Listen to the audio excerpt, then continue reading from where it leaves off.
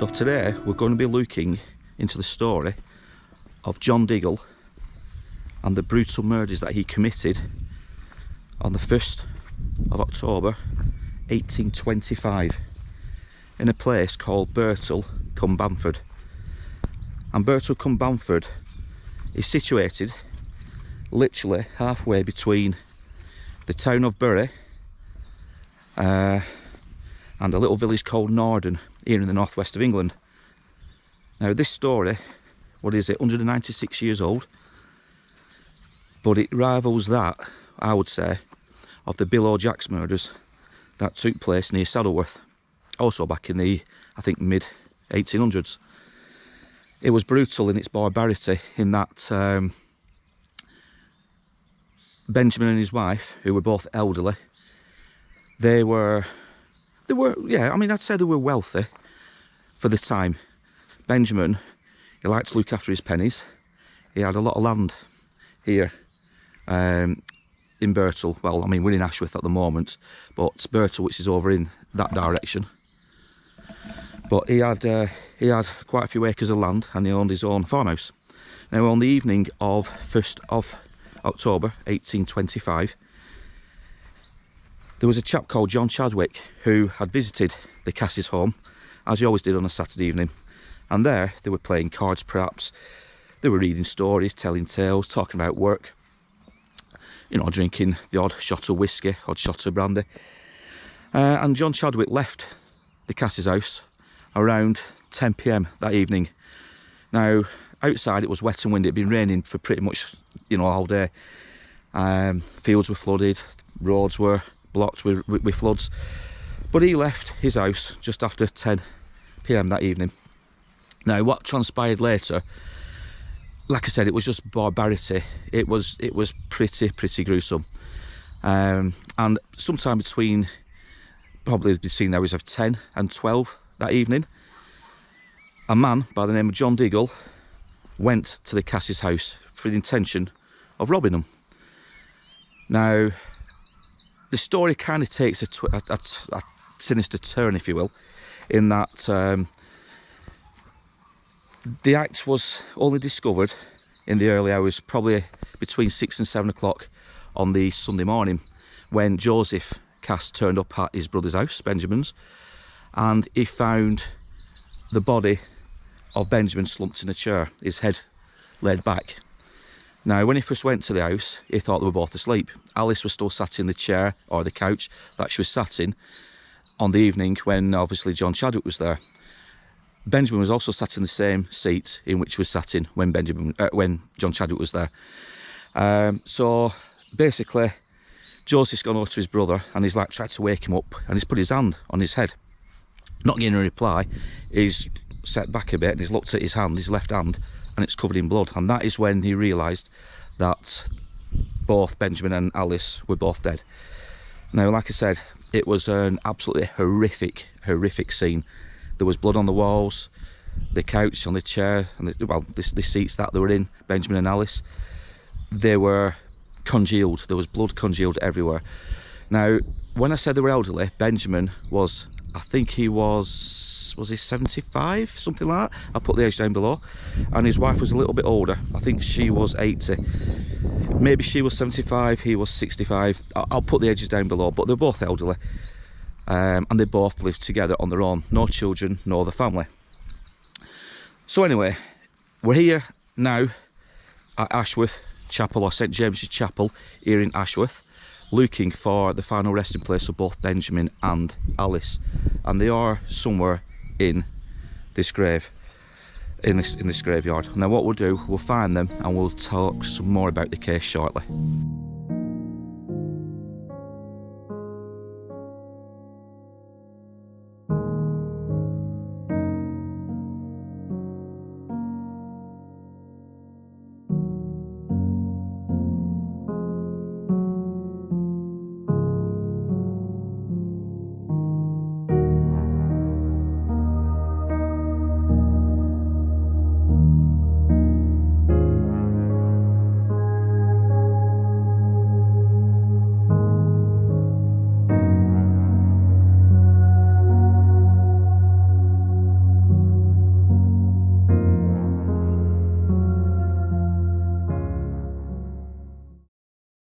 So around 1 AM the following morning, John Diggle, he was walking, well basically was making his way towards Royton over in Oldham, and on his way he met some guys who were lighting a furnace, if you will, a pit fire, and basically they were to keep warm.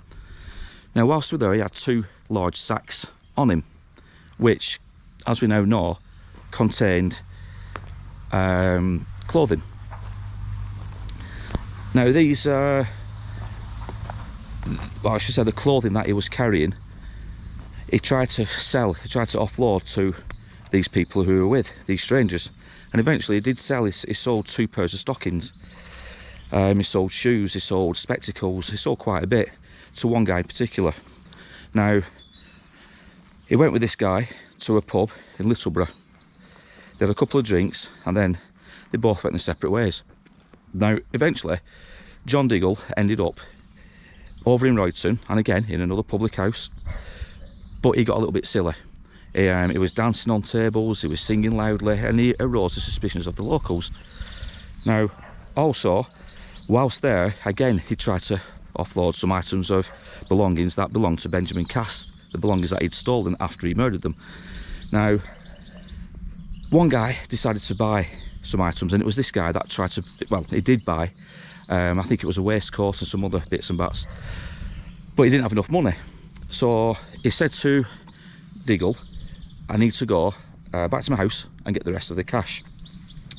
But on his way, for whatever reason, this guy, I think he was called James Wilde, he had second thoughts. He thought, there's something not right here. Why is this guy selling all these items of personal belongings? You know, whose are they?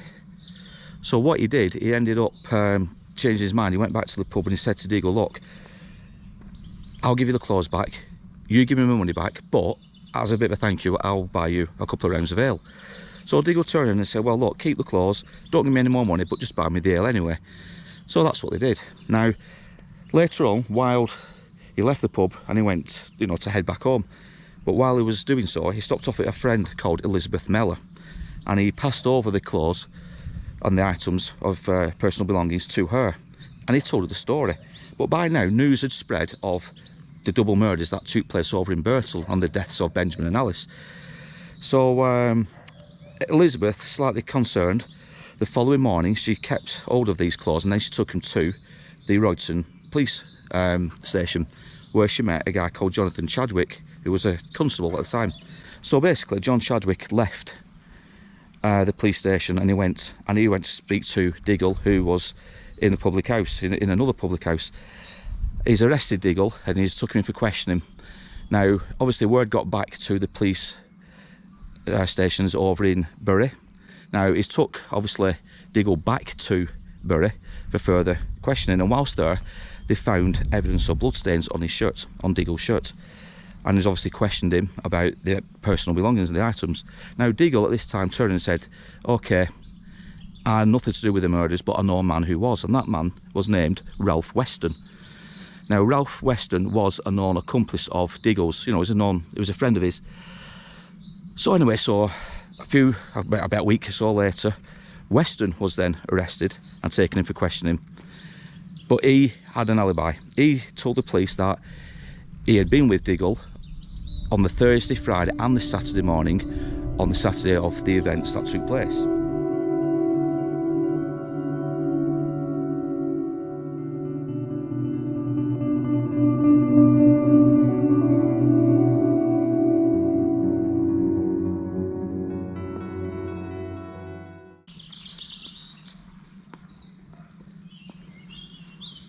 Well, it's not looking like we're going to find much joy in the graveyard, unfortunately, for the final resting place of Benjamin and his wife Alice.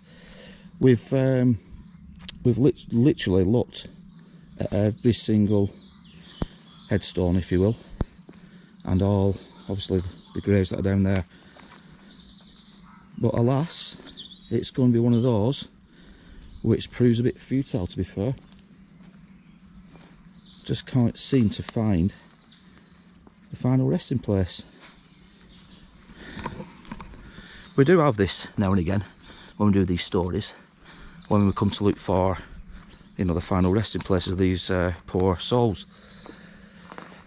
But it's what it is. But he's definitely, and his wife is definitely somewhere in this graveyard.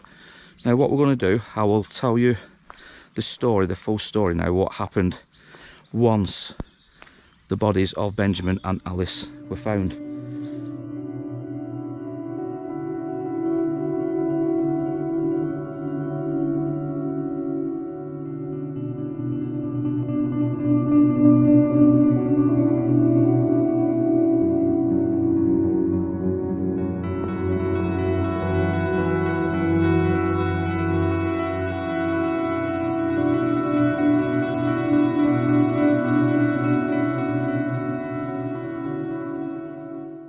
Obviously Diggle's in a lot of trouble at this point. He's got no backup, he's got no alibi, he's got nothing. Basically he was caught red-handed with the belongings of Benjamin.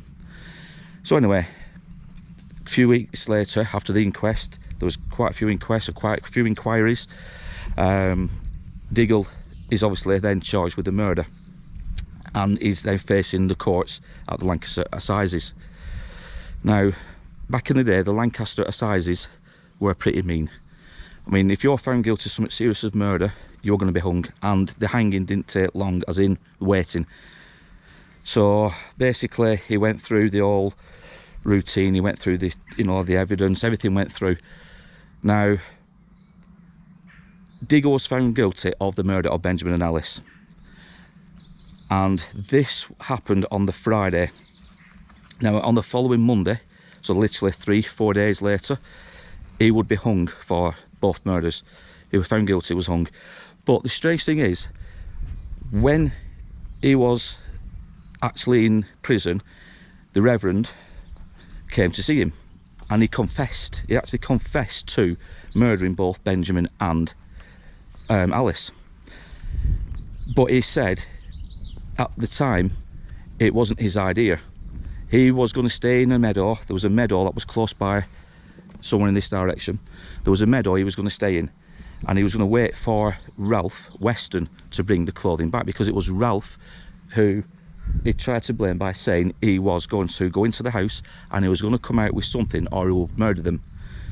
Now that seems plausible, but if it wasn't for the alibis of what Ralph had. But something sticks in my head where Ralph possibly is implicated in all this, and the people over in Burnley and Halifax who defended him could have been sticking up for him. It's a really strange one, because the way John Diggle's talking about Ralph being an accomplice, and how John stayed in the meadow while it was Ralph who went into Benjamin's house, it seems plausible. You know, you know, it's all Ralph's idea maybe, or perhaps it was both their ideas, but basically one of them went into the house. Unfortunately for John, or fortunately, depends how you look at it, he was found guilty simply because Ralph managed to get an alibi. Now, John Diggle was hung on the 20th of March 1826. Seems a long time since obviously the murder took place in October, but with the inquiries and everything else and blah blah blah, it took till March 26, and he was hung at the Lancaster Castle, or Lancaster Assizes, in what's known as Hanging Corner. Now his body would be hanging there for an hour, and then it'd be cut down, and his body will be taken in to be used by medical students, as would be the case with a lot of executed convicts back in the day. But yeah, I think there's more to the story, and I think there's more to it when it comes to Ralph. It seems just the way John Diggle, when he was being interviewed by the press at the time, because they went into his cells and they spoke to him, and the way it comes across talking about Ralph being an accomplice, and it just seems like Ralph possibly was implicated, in my opinion, but obviously we will never know. Now, we can't go to the actual farmhouse where these murders took place, unfortunately, simply because it is now a business stroke private residence, and I don't want to intrude. The lane going up to the house, I'll show pictures. I've got photographs, so I will put pictures down over this so you can see what it looks like, or kind of what it looks like, but I don't want to trespass, we don't do things like that. But yeah, it really is a sad tale, the fact that two people were killed simply because of robbery. And also John Diggle at the time turned around and said he was intoxicated. Now, okay, you can't really blame alcohol for going around and murdering people, but that is what it basically tried to say.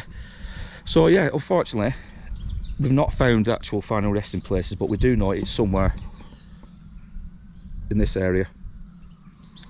There's somewhere in here, and we, like I said, we're not going to go to the house where it all took place, simply because, like I said, we don't want to trespass and intrude. And you know, stories like this, some people, they may know that the premises they're living in or working in are historically known for something gruesome as that, so we don't want to be, you know, intrusive. But yeah, I mean, if you want to know more in depth about this story, you can go to the website www.daysofhorror.com. We've done a full article, a full story on this, a lot more detail. We've gone into how the bodies were found, you know, and the implements that were used to kill them, and it like I said, it is graphic. It is graphic, and to me it rivals that of, as I said before, the Bill O'Jacks murders in its barbarity. It's and like I said, it's not the nicest it's not the nicest story, if you will. But that is the story of Benjamin and Alice Cass, and how John Diggle, although he tried to frame somebody else, perhaps rightly, yeah, and that is the story. It took place in Birtle cum Bamford, like I said, in between Bury and Norden, the village of Norden, and it's a sad case.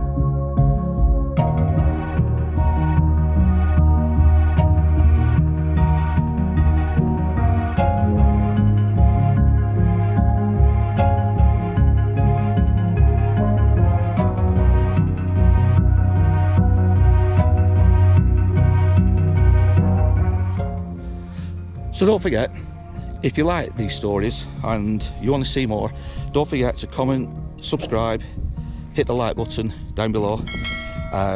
Give me some ideas where to go next. I've got hundreds more stories to cover, but if you know of any tales, I'm always interested to know. But in the meantime, guys, take care, as I always say, and don't forget to look after yourselves.